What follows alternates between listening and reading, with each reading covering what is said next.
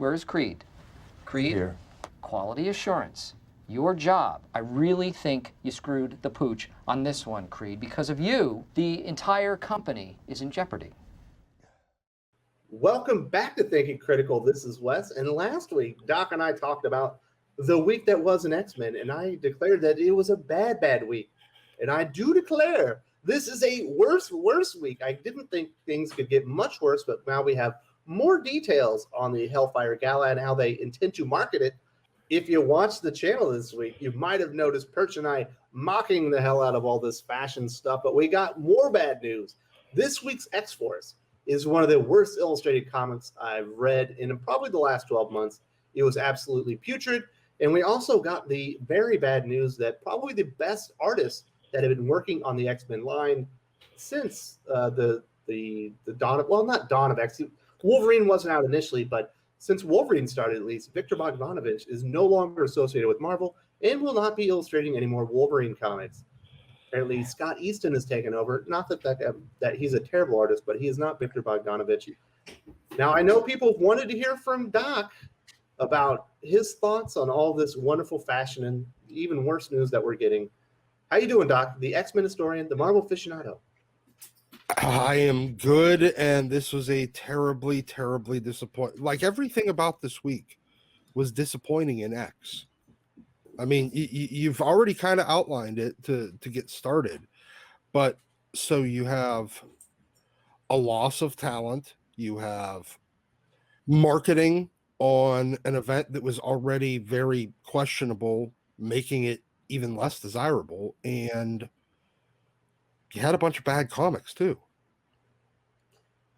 I'll be honest, I got depressed halfway through X-Force because the art was so bad. I closed it, and I haven't read any comics since. You know what? I did finish it, but it took a lot of effort.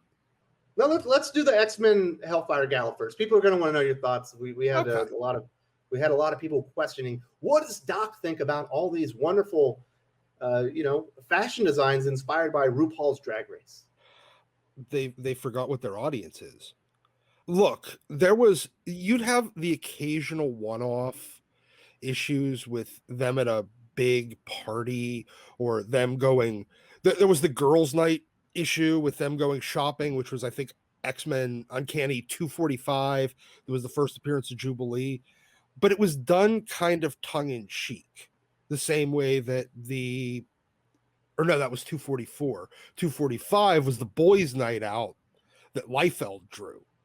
And both of them were done very tongue-in-cheek and as a breather from all the crazy shit that had been going on in X-Men during the Outback era.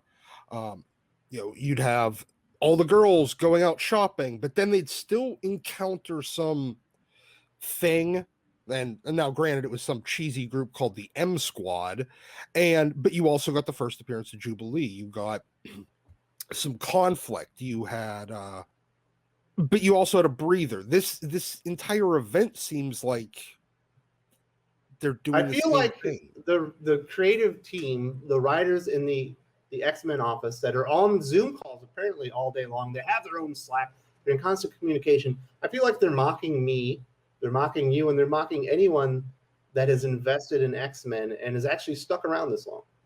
I think you're right. Because, the closest thing we've ever seen to this event in the past was Uncanny X-Men 281. And that was the first, it was the beginning of the new X-Men era, the same month that X-Men #1 launched, and John Byrne and Willis Portacio were taking over Uncanny X-Men. The X-Men got invited to a party at the Hellfire Club in New York. I mean, within like 3 pages, the roof is getting ripped off by Sentinels. Trevor Fitzroy is putting the White Queen into a coma. That was just a setup. And honestly, it wasn't even marketed. We don't know that this isn't a setup. We don't, but we do know that it's marketed this way. 281 wasn't marketed that at all. It was just, hey, they're gonna be at the Hellfire Club. We don't know why, and it's going to set up the stage for the next decade. And it did, because you introduced Bishop, you introduced Fitzroy, you introduced that future timeline, the Sentinels that were eventually going to take over the world, that harkened back to Days of Future Past. You had the setup of the White Queen getting much more regularly involved in the X-Men, and kind of her turning to the good side, well, or at least the morally gray side, and no longer just being a flat out supervillain. This is just marketing a party. Look, at some point, superhero comics have to have some sort of superhero shit that happens in them. Well, and you also at some point have to acknowledge your audience. You do. And maybe acknowledge that they're important. Yes. And market something towards them, create something specifically for them. Correct. This comic and the marketing plan behind it is not created for comic fans. It's created for the 3 or 4 people that somehow in the Venn diagram cross over from hardcore X-Men fans to hardcore like modern fashion fans. Yeah. And that's not in a marketable audience. It is a marketable audience if you're making high-end fashion. Well, and if you're charging, I don't know, $100,000 per comic. If you're only selling to 4 people and you have to make $200,000, every comic has to cost $50,000. So yeah, those are the people that would be buying, that are into the high fashion, because they can afford that and nobody else can, because nobody cares. At what point do they have to look and say, every single thing that we release about this, every new piece of information actually makes people less excited? I don't know if our marketing sucks or our event is not built for anyone. It's just so strange. It's like we talked about here on the channel. It feels like Jonathan Hickman has exited the building, and it's Jordan White, the blind leading the blind. He's supposed to be a big comic book fan. He knows a lot about history of comic books and stuff. But once he's got to stand up eventually and like, listen, guys, this is the X-Men. We're going to have to take it seriously and write X-Men stories. It's great that you always wanted to do something with high fashion. And Russell Dauterman did break into the industry because he was designing costumes for a movie. So yes, he does have some crossover skills that work into this, but that doesn't mean you have to do it. What's the Jurassic Park? You never stop to think, should you do it? Yes. And no, they shouldn't. Now, I question Jordan White's comic book knowledge. I question whether or not he actually likes comic books, because based on what has been published underneath him, they're not superhero comics. I'm sorry. They're just not. And yet he's the editor of a superhero comic book line. And you know what, though? There's been this weird, I don't want to say fetish, but thing with the X office and wanting to bring in and wanting to cross it over with fashion for many, many, many years now.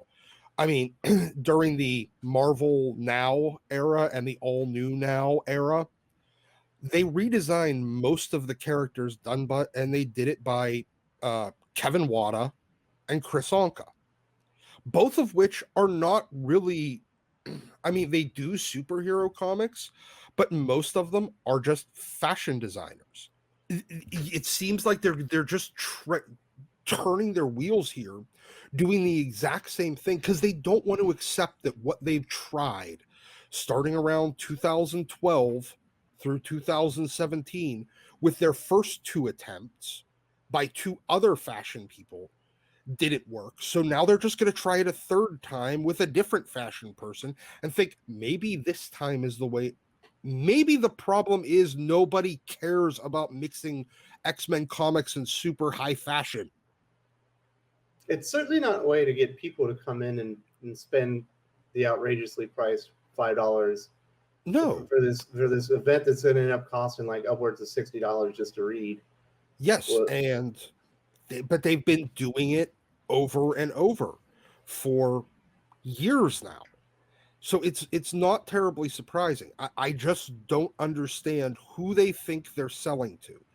And I gotta ask, at what point, you know, and this is something that maybe we could talk about at some other point on a larger scale. At what point does your attempt to use the malleability of the superhero genre to, because the superhero genre is kind of great in the fact that you can do vampire stories, you can do sci-fi, you can do straight action adventure, you can do character building, you could do period piece, you could do basically any other genre overlaid onto superheroes. And that is the wonderful thing about it. But at what point does superhero comics stop being superhero comics?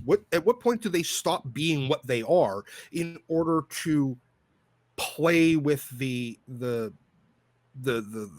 genre and appeal to people that otherwise aren't superhero comic fans? I don't know. At what point do people admit that they are driving paying customers away in pursuit of a group of people that, in all likelihood, likely they aren't buying comics right now? In order to get them in as customers, it's probably going to take quite a few $1 million just to get the marketing there and bring them over to becoming regular paying customers. And that's assuming they have any interest in it at all. Yeah. Just to acquire new customers takes a lot of money. But it doesn't take any money at all to drive customers away. No, it's really, really cheap. And this is something that I haven't understood about the comic book industry in a long time. They spent the 50s, 60s, 70s, 80s, and even into the 90s building audience, bringing people in, showing them, hey, there's already something here for you, overlaid with these kind of almost gods and monsters, mythology that speaks to all of humanity. I mean, look, the entire history of humanity is filled with myths, and that's what the superhero genre is. It's those myths writ large in 4 colors on paper. So it speaks to every person that's ever lived. And they spent millions and millions of dollars bringing these people in. And then once they did, they're like, okay, well, I think we filled up. We hit the fire marshal maximum occupancy, of which, let me remind comics, there is none. And then they've just been pushing them away slowly but surely for 25 years. Yeah. And they've accelerated the pace in the last 10, in my opinion. So speaking of pushing customers away, I have been an enormous fan of Ben Percy and Steven Segovia's X-Force pretty much since it started. I thought that was the best X-Men series at the beginning. Then I thought once Hellions and Wolverine came along, I think those have been better. Obviously, Ben Percy writes one, Zeb Wells the other. X-Force has been going down probably 5 issues, maybe 6, a little bit before Ten of Swords. And this latest issue with this art, like I can't see myself sticking around anymore. It was so bad. Every character looked like they had a face transplant. Oh yeah. I mean, look, this was somebody attempting to essentially ape. I didn't even bother to look at the credits page. I mean, the artist may be a very talented artist in their own right, but they Gary were trying. Brown. Okay, never heard of Gary Brown, but cool. He was obviously attempting to ape Joshua Cassara here. Yes, and it turned out very poorly. I mean, I understand the Marvel desire, especially with somebody with a rather striking style like Cassara. He's got a very unique style, to not have an issue where it's terribly jarring with having a different, if they have to have a fill-in artist, by going, you don't go from Joshua Cassara to Mark Bagley. It would be rather jarring. But So this guy, this Gary Brown, whoever he is, obviously made the attempt to ape him. But at some point, when they were turning in pages, they should have said, "Well, hold on, man. Look, why don't you try a little bit more your style than what Sarah's doing, because you're not getting it."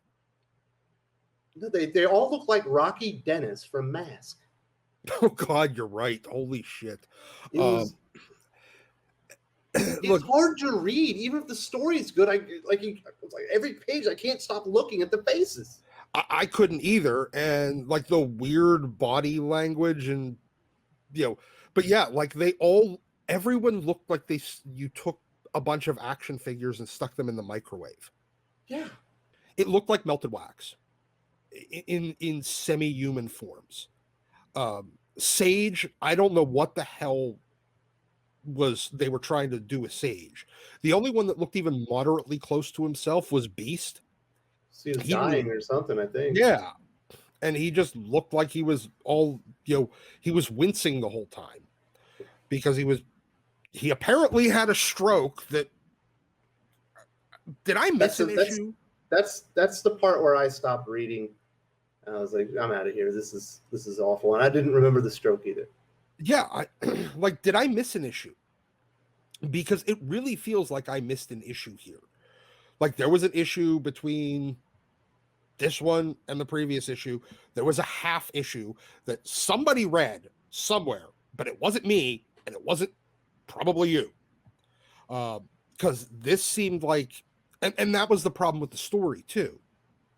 The story, as much as I like Ben Percy, and I thought he's been pretty consistent, even when he's dealt with all the plant crap that I'm tired of, I've thought he's done a pretty good job, at least remotely, keeping me interested and engaged in the story. And this issue, it's like, I don't know if everything came to a head, and I just like all the stuff that I didn't care about, and it made me mentally check out. But yeah, I agree. I don't know if I can keep going because I just mentally checked out halfway through this issue.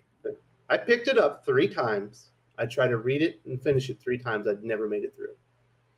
I just couldn't. It sucked so bad. So, that was whatever you paid that guy. He should give you your money back and then some, with some interest for all the people that he just drove away from X-Force. Now let's talk about the other artist they just lost. This is even bigger. I just did the DC Comics June solicitations video or recording. I think that'll come up after this. Victor Bogdanovich is returning, apparently at least part-time, to DC Comics, and he's going to be illustrating Detective Comics. Wonderful job. He's got a lot of stuff, Greg Capullo in him. Go put him on Batman. That is a perfect match. I'm shocked that they let Victor Bogdanovich get away in the first place. He was doing amazing work with Wolverine with Ben Percy. It felt like in 10 years, you and I might be talking about, when we're talking about the 5 best runs of Wolverine ever, like maybe at number 4 or 5, Ben Percy, Victor Bogdanovich, Wolverine. Yeah. Apparently, it's going to be too abbreviated to count. Yeah. I mean, at this point, it was just a. What did he get? 5 issues? Something like that, maybe 6. And they were the 6 best issues of the run, too. At least to this point, because he was easily the most. He got that one extra issue of X-Force. Oh, yeah, he did. That's what it is, yeah. Yeah, whenever they did the 2-parter for Wolverine going and getting his sword. But regardless, he was, I mean, the guy's a monster. He's an amazing storyteller. His style fits perfect with what everybody always loved and was drawing people into X-Men and Wolverine in the 90s. If anything, and I'm looking at it and going, well, Wolverine doesn't sell enough to justify his page rate. I'm like, okay, then move him to X-Men. Move him to X-Force. Move him to... Wolverine is the second best-selling X-Men comic behind X-Men. Yeah, so unless this is either a complete indictment of their payment or their pay scale, how badly the X-Men sales have fallen off, or the utter incompetence of that editorial office to let I him think leave. it's the latter. I know Victor Bogdanovich is somewhat outspoken on social media, and he doesn't always toe the company line, but he never gets like out of line. I No, think he might have tweaked somebody's feelings here or there by giving an opinion that people agreed with. yeah, God forbid that you have a relatively middle of the road opinion in comics these days. Calling stupid people stupid or stupid things stupid. I don't think the guy's ever insulted any. I mean, he did like a little bit on like before he came on to the book, and like him and I had a little tiff, and then but he reached out and I was like, oh wow, Trust me, he's Jordan awesome. White does not care if Victor Bogdanovich insults you. No. If anybody in the world doesn't get you more work. yeah. Hey Vic, come back, insult me more. I won't take it personally. Just go back on Wolverine.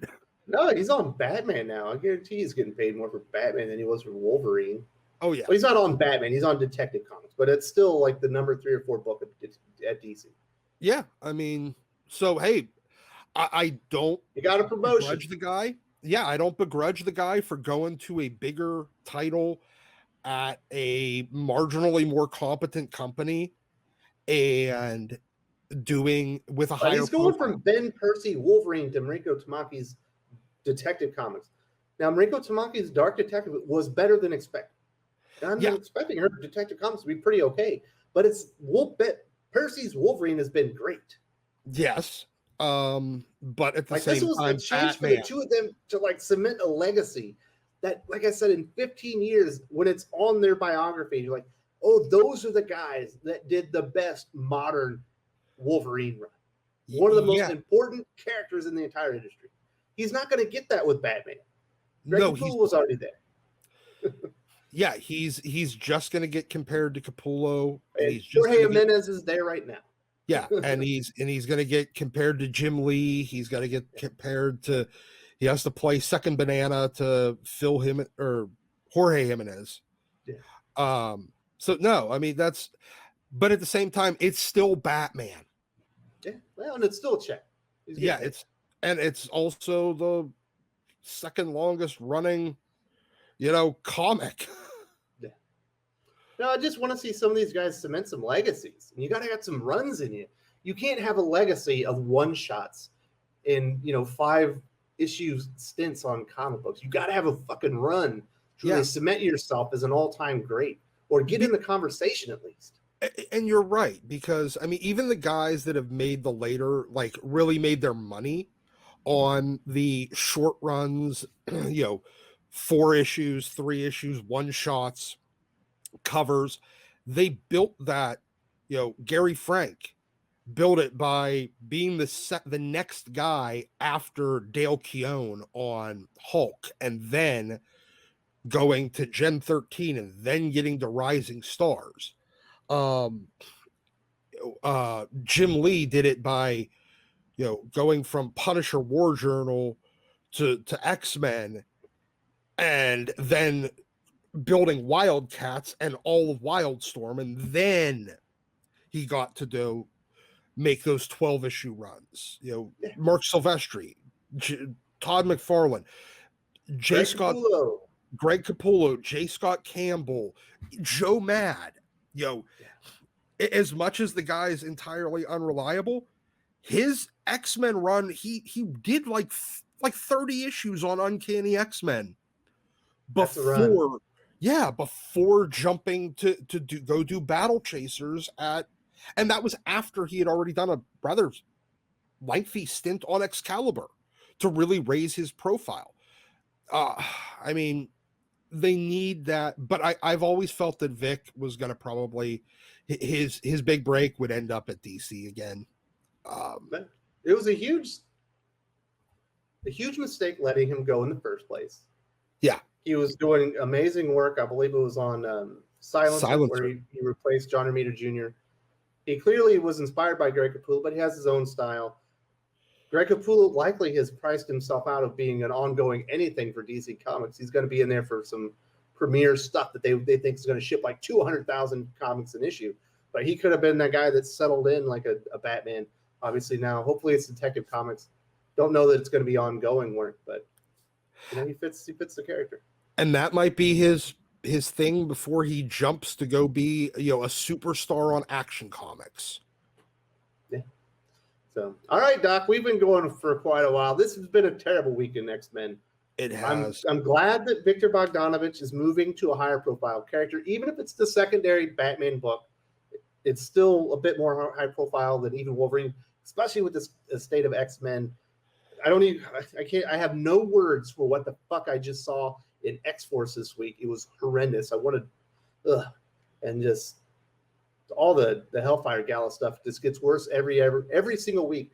And if the rumors I'm hearing are true, you're gonna laugh even harder.